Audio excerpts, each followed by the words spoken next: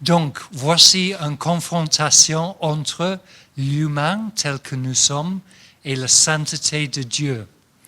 Et c'était un passage de l'évangile de Luc, chapitre 5, et les premiers 11 versets. Un jour, Jésus se trouvait au bord du lac de Gennesaret, et la foule se pressait autour de lui pour entendre la parole de Dieu. Il vit au bord du lac 2 barques.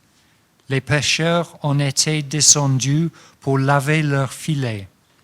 Il monta dans l'une de ces barques qui appartenait à Simon, et il le pria de s'éloigner un peu du rivage. Puis il s'assit et de la barque il enseigne la foule.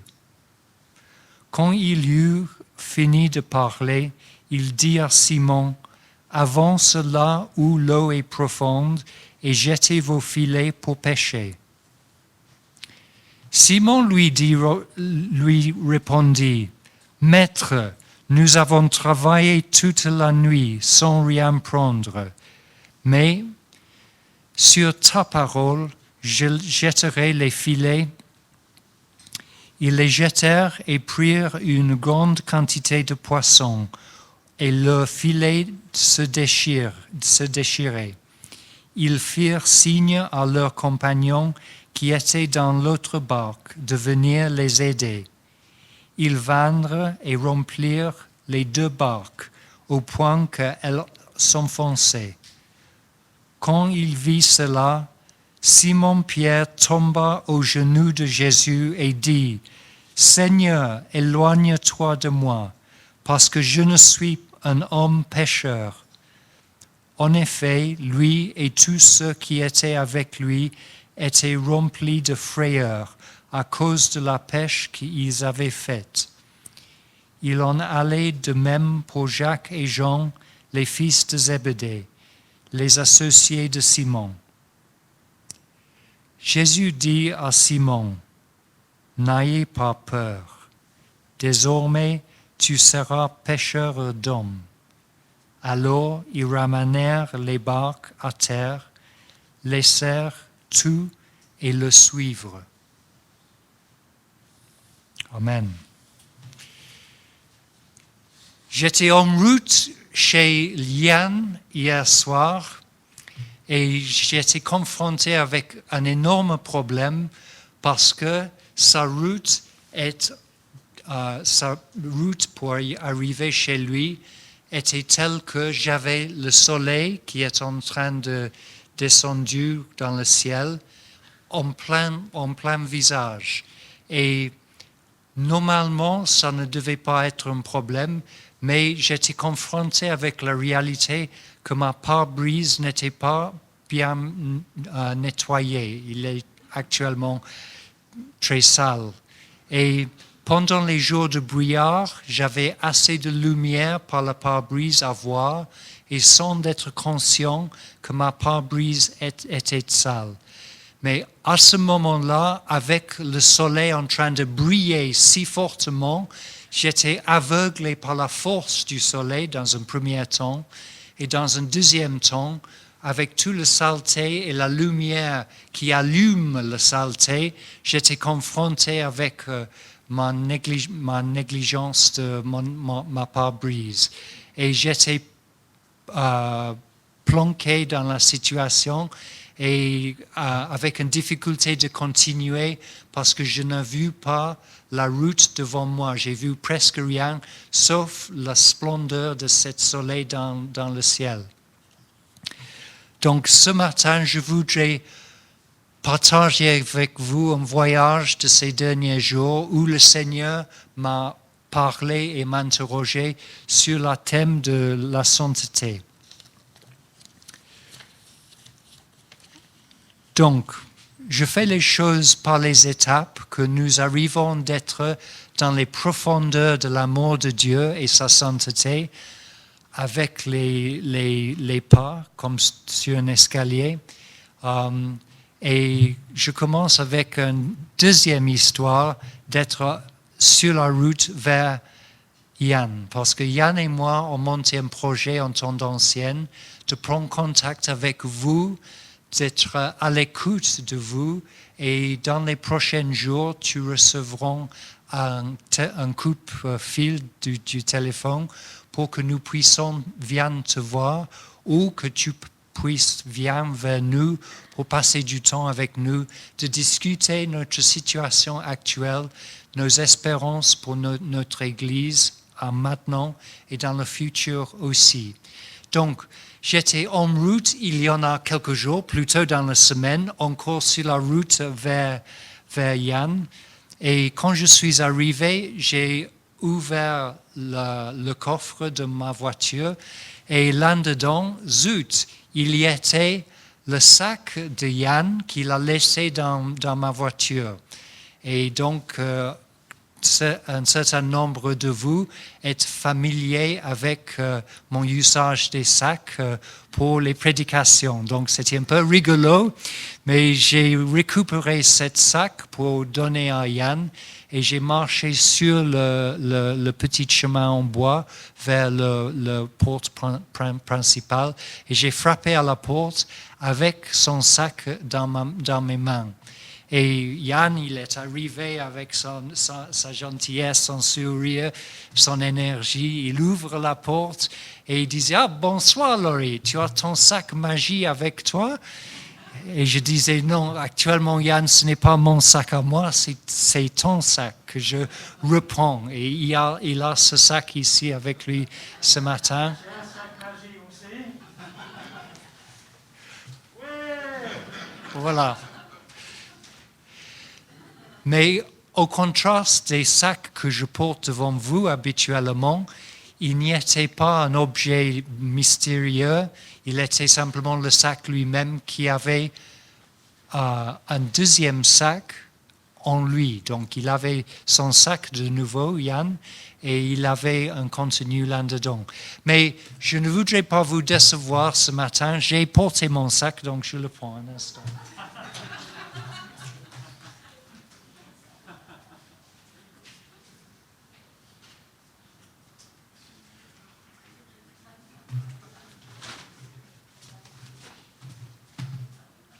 Mais pour cette illustration ce matin, j'avais l'inspiration de Yann qui avait un sac avec un deuxième sac là-dedans.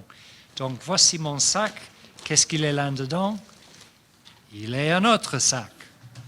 Question pour un champion. Est-ce qu'il y a quelque chose dans le sac, à ton avis? Non. Oh, mince. Vous avez raison, mais je n'avais anticipé que vous le apercevoir. Donc, la question en jeu, c'est s'il n'y a pas quelque chose là-dedans, pourquoi je présente ce sac à vous? Vous avez posé la question dans vos têtes peut-être. Mais le message n'est pas c'est ce qu'il est dans le sac, mais c'est ce qu'il est marqué sur le sac qui est visible à tous. Bon, si je tourne le sac, ça sera visible à tous. Et voici, nous avons... Est-ce que quelqu'un peut lire de là-bas? Dante, qu'est-ce que ça dira? En route vers demain. Voilà. Donc, nous sommes en Église en route vers demain. Et nous devons faire cela ensemble. Et pour cela, je dois ce matin vous redonner vos sacs. Parce que vous êtes scotchés tous ces mois en train de participer au culte à vos chaises et vous êtes sans vos propres sacs parce que j'ai remarqué il n'y a pas grand nombre de personnes qui prennent les sacs au culte à part moi, mais vous avez un sac, chacun de vous, chez vous, et vous avez les richesses là-dedans. Ces richesses sont énormes et c'est Dieu lui-même qui vous les accorde et c'est lui-même qui vous enseignera à quoi ça sert ces dons qui sont dans les sacs pour la gloire de Dieu dans son Église.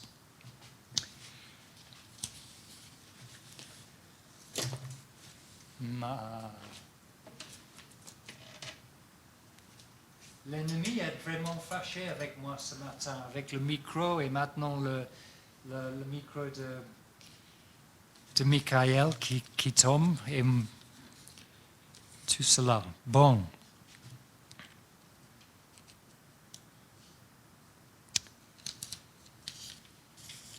Pour comprendre nos dons du Seigneur, nous devons avoir une rencontre en face à face avec lui.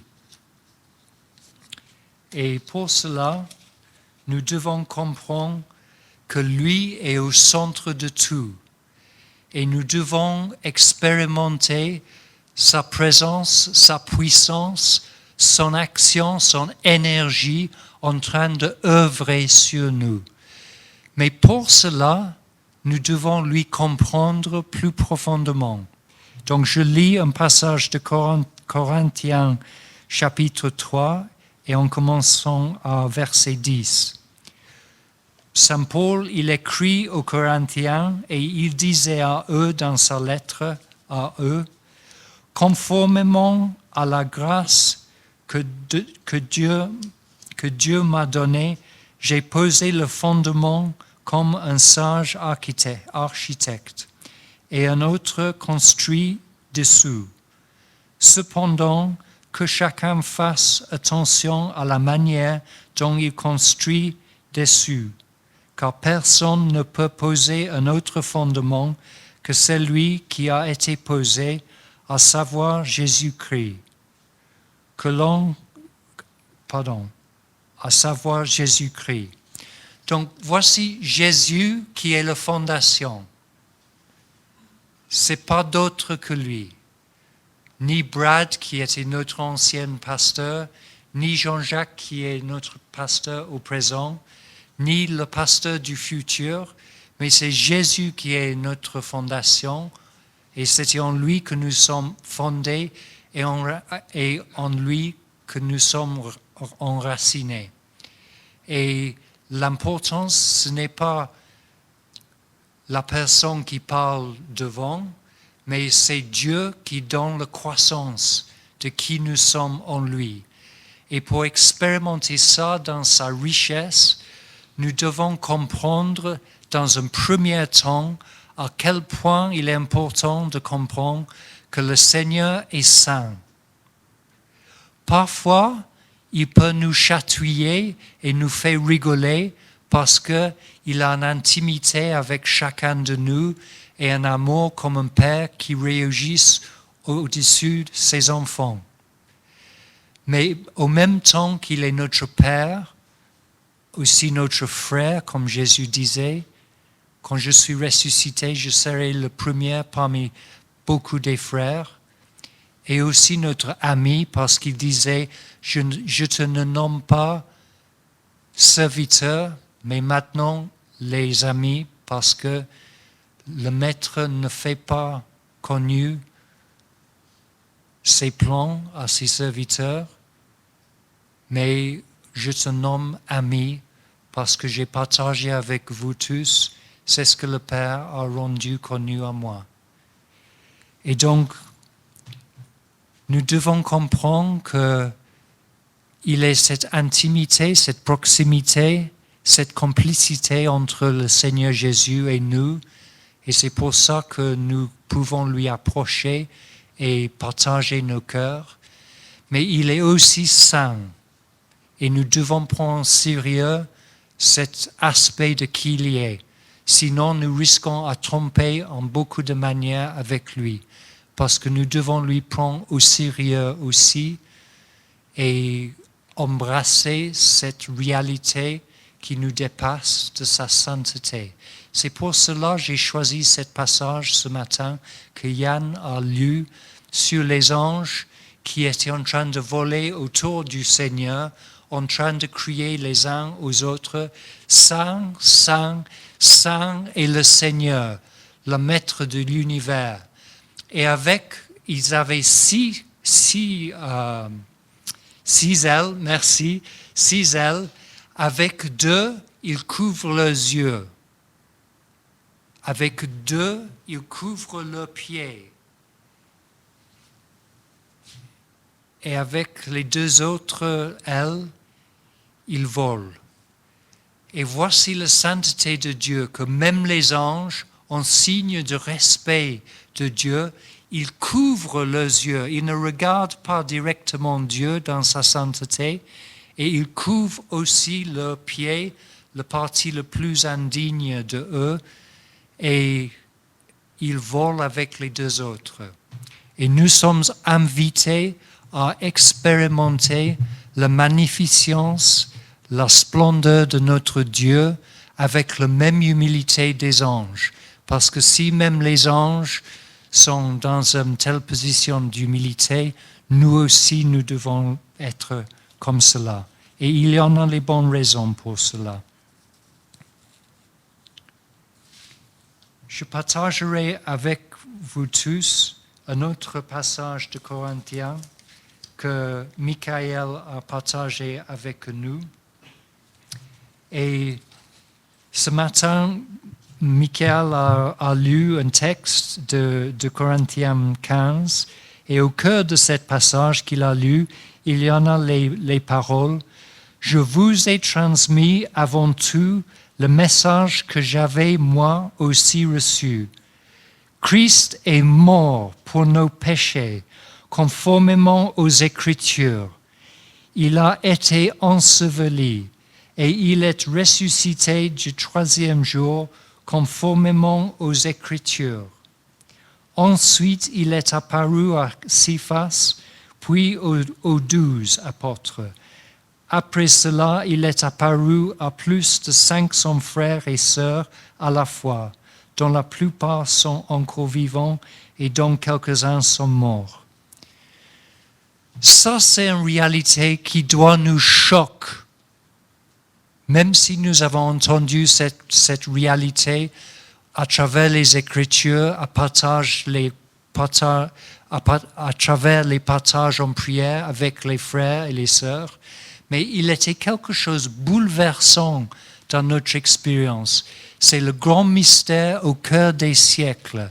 Et c'était une réalité énorme que le Dieu du ciel, lui qui était glorieux, qui était la parole avec Dieu au commencement et même avant, a choisi de lui vider pour prendre la nature d'un être humain et de prendre la forme d'un serviteur et par la suite de se laisser être abaissé encore plus en train d'embrasser la mort qu'il a vécue pour que nous puissions être libérés de nos péchés.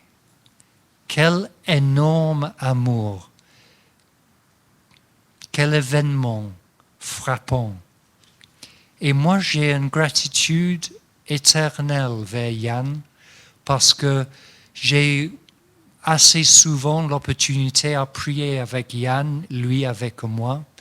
Et il est très fidèle à ce mystère au cœur de notre foi parce que chaque fois que nous prions, nous prendrons le tour l'un l'autre à prier.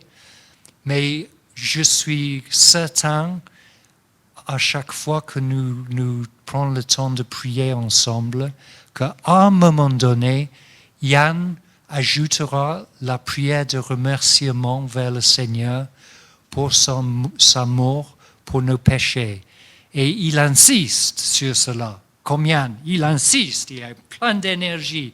Il fait 100 km sur son vélo. Il fait le jogging pour 10 km. Et sa femme a besoin d'un vélo pour garder la même vitesse que lui. Il est un homme d'action. Et au cœur de l'action et de l'énergie de cet homme est le mystère de l'amour de Jésus, d'avoir venu pour nous et d'avoir embrassé l'amour pour nous tous. Bonjour et bienvenue parmi nous. Bon. Donc, si Dieu est saint, qu'est-ce que sont les implications pour nous? Voici Saint Pierre lui-même, Simon qui avait vécu la pêche miraculeuse. au commencement de ma prédication, et c'est ce qu'il est la parole qu'il adresse aux jeunes églises dans le Nouveau Testament. Il disait ainsi: comme de bons attendants des diverses grâces de Dieu, mettez chacun au service des autres. Donc ça, c'est vous envers les uns les autres.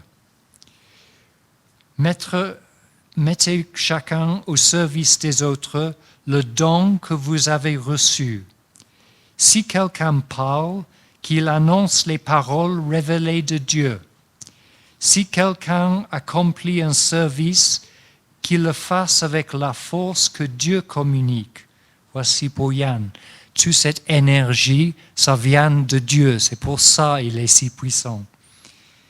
Qu'il le fasse avec la force que Dieu communique, afin qu'en tout, Dieu reçoive la gloire qui lui est due à travers Jésus-Christ. C'est à lui qu'appartiennent la gloire et la puissance au siècle des siècles. Amen. Mes bien-aimés, ne soyez pas surpris de la fournaise qui se vit parmi vous pour vous éprouver, comme il vous arrivait quelque chose d'étrange. Pardon, je recommence ce verset. Mes bien-aimés, ne soyez pas surpris de la fournaise qu'il sévit parmi vous pour vous éprouver, comme s'il vous arrivait quelque chose d'étrange. Réjouissez-vous, au contraire, de la part que vous prenez aux souffrances de Christ, afin d'être aussi dans la joie et dans l'allégresse, lorsque sa gloire sera dévoilée.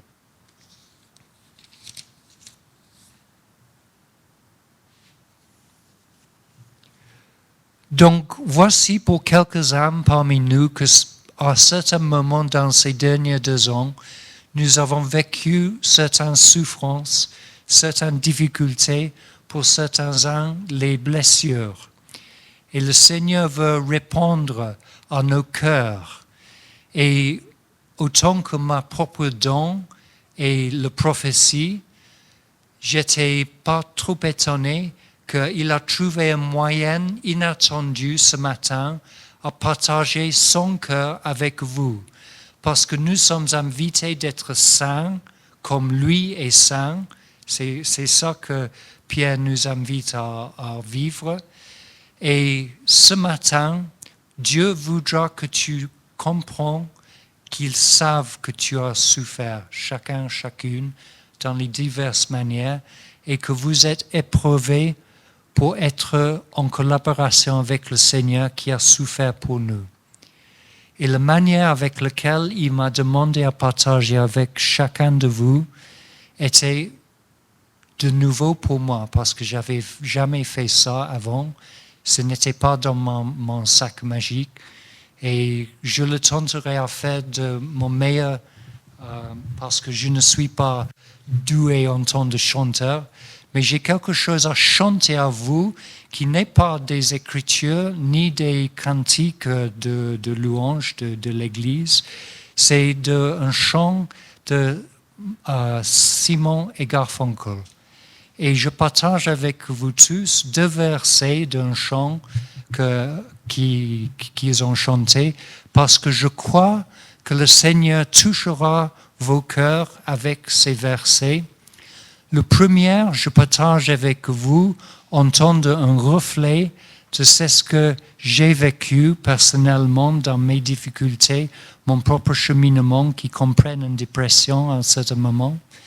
Ainsi, le 2e verset qui sera pour vous, pour signaler qu'ils comprennent tes souffrances, qu'ils comprennent que tu es comme un boxeur qui était dans le ring en train de recevoir les baffes de l'opposition et d'être mis à terre par la force de ton opposition.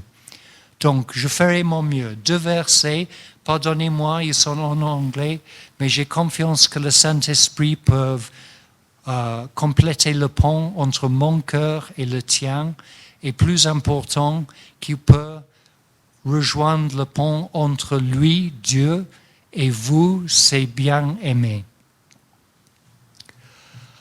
I am just a poor boy, though my story's seldom told. I have squandered my resistance for a packet of a llama and a Saumonay. Laying low, seeking out the poorer quarters where the ragged people go, going to the places only they will know. La la la, la la la la la la la la la. La la la la la la la la la la la. In a clearing stands a boxer and a fighter by his train as he carries the reminders of every glove that laid him down or cut him till he cried out in his anger and his pain, I am leaving, but the fighter still remains. La la la la la la la la la la la la la la. La la la la la la la la la la. La la la la la la la la la la la la.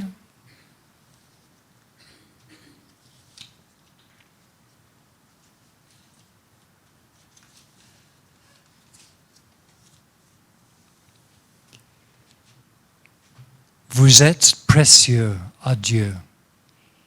Il voulait que vous expérimentez la plénitude de ses compassions pour vous. Comment nous oser, comme Église, se poser de donner la compassion vers les autres si nous n'avons pas reçu de Dieu lui-même pour nos propres blessures, nos propres douleurs? Donc, dans sa sainteté, il nous invite à marcher sur la route vers la sainteté pour lui, par lui, avec lui et à sa gloire. En Isaïe 35, versets 7 à 10, les paroles suivantes. La terre brûlante deviendra un étang, et la terre aride se changera en source d'eau. Dans le repère qui servait de gîte aux chacals pousseront des roseaux et des joncs. Il y aura là une route, un chemin qu'on appellera chemin de la sainteté. Aucun impur n'y passera. Il sera réservé pour eux lorsqu'ils suivront ce chemin. Même les fous ne pourront pas s'y égarer. On y croisera aucun lion, aucune bête sauvage ne le gravira. Aucun ne s'y trouvera. Ce sont les rachetés de l'Éternel qui y marcheront. Ceux que l'Éternel aura libérés reviendront. Ils arriveront à Sion avec des chants de triomphe et une joie éternelle couronnera leur tête. Ils connaîtront la gaieté et la joie. La douleur et les gémissements s'enfuiront. Voici la parole de Dieu pour vous, parce que vous comptez pour lui. Et il a les mots de confort et une invitation de cheminer à ses côtés dans la joie et dans la plénitude de qui il est. Quel appel! Donc, ce matin, je retourne à vous vos sacs, que le Seigneur remplissera avec les dons pour être utilisés, parce que ce n'est pas les dons pour montrer aux autres, pour être scintillants et brillants et tout cela. Il nous donne ces dons pour aider les uns les autres à se construire dans le cheminement chrétien pour devenir pas seulement les convaincus de sa résurrection, c'est sa mort pour le péché et sa résurrection, mais d'être acteur pour lui et avec lui. Et j'ai une dernière illustration ce matin à partager avec vous, et c'est une expérience scientifique que je voudrais emmener avec vous un instant.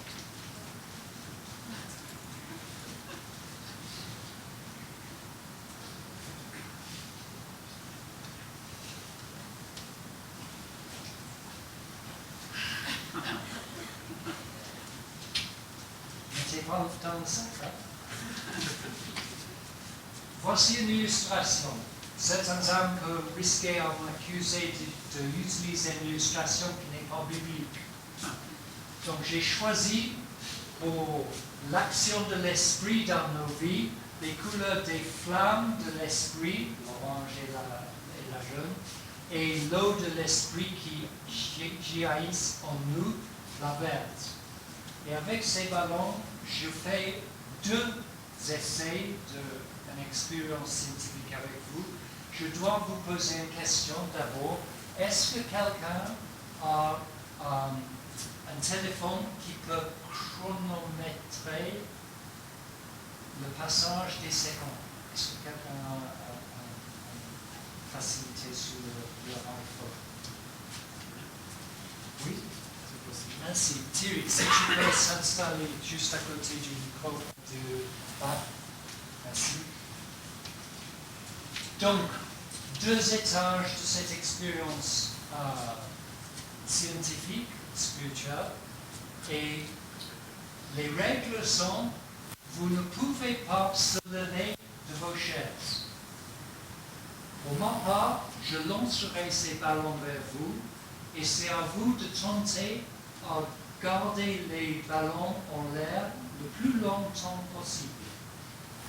Et l'autre règle du jour, c'est mais si le ballon y arrivait à toucher le sol, vous devez le laisser là et nous continuons jusqu'au moment où tous les 3 ballons sont au sol.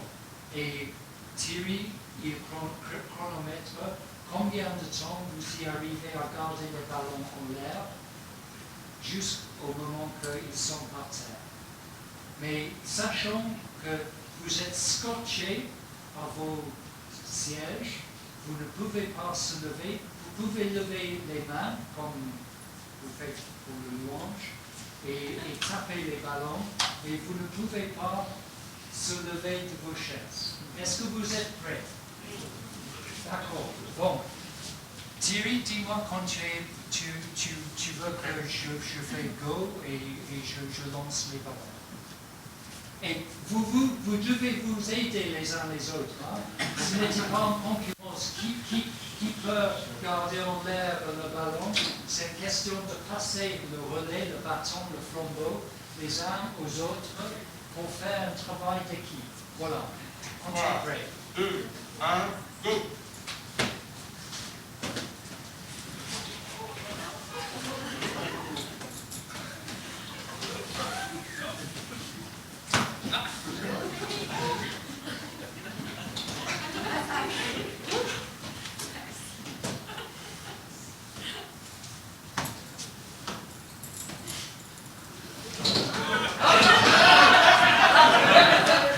Les gars,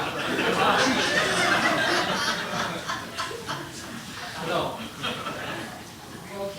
Bon, donc Thierry, dis-nous combien de secondes? 26. 26. Bon, c'est pas honteux, hein, 26. C'est pas mal.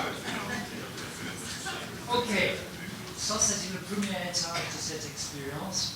La deuxième, je te libère maintenant, je te déclare libéré dans le Seigneur pour lui servir sur tes pieds. À la place d'être les chrétiens scotchés au siège dans l'église, nous sommes libérés à se lever, de œuvrer pour lui ensemble en tant d'équipe, pas seulement pour la gloire de Dieu ici dans le culte, qui est la première priorité, mais pour partir, de quitter, de sortir de l'Église, pour porter la lumière de notre rencontre avec lui aux autres autour de nous.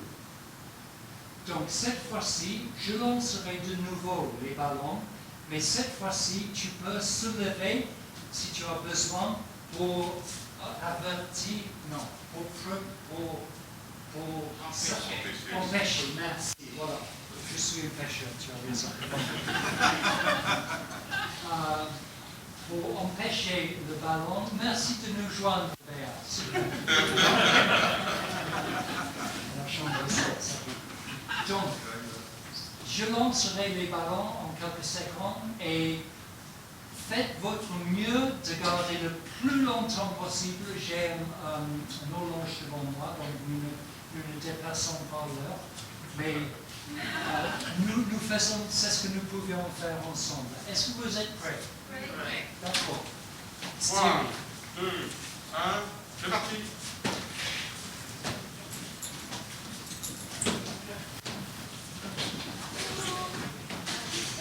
Hey.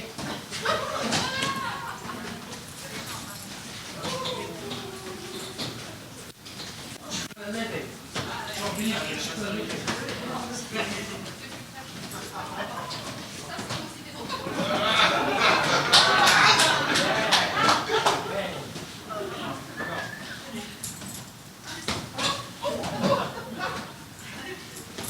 Faut se lever. Lève-toi.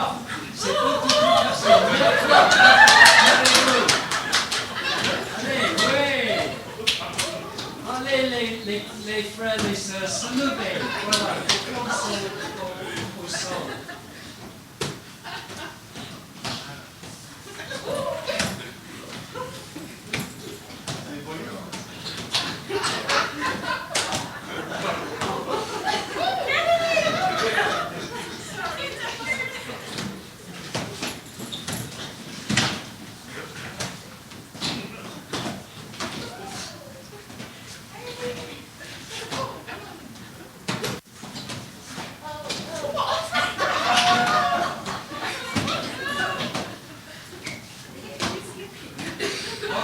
C'est bien, laissez tomber les ballons. Bravo. À vous tous. Thierry, combien de secondes jusqu'à là? 1 minute 32. 1 minute 32. Ok. Donc, je tamponne officiellement cette église opérationnelle. Vous étiez déjà, bien sûr, il n'y a aucune question là. Mais nous avons expérimenté ce petit moment ensemble d'avoir la joie du Seigneur parmi nous et profondément dans le cœur, parce que parfois une église est traitée comme une bibliothèque et les gens sont un peu solennels et peut-être ils lèvent les mains un petit peu. Et ici, vous êtes en action, vous êtes engagé au fond. Tu n'étais pas en train de regarder si quelqu'un te surveille, en train de bouger si fortement dans l'église. Donc, chapeau à vous tous et merci d'avoir accepté certaines choses un peu bizarres ce matin, inattendues. Et j'espère que vous savez, vous connaissez vous tous que je fais ce que je fais avec un sourire, parfois avec quelque chose, avec l'humour là-dedans, mais c'est vraiment ancré dans un amour pour le Seigneur et un désir à partager cet amour et de nous aider à cheminer ensemble à sa gloire et à sa sainteté. Donc merci Seigneur pour tout ton amour. Est-ce que nous pourrions prier?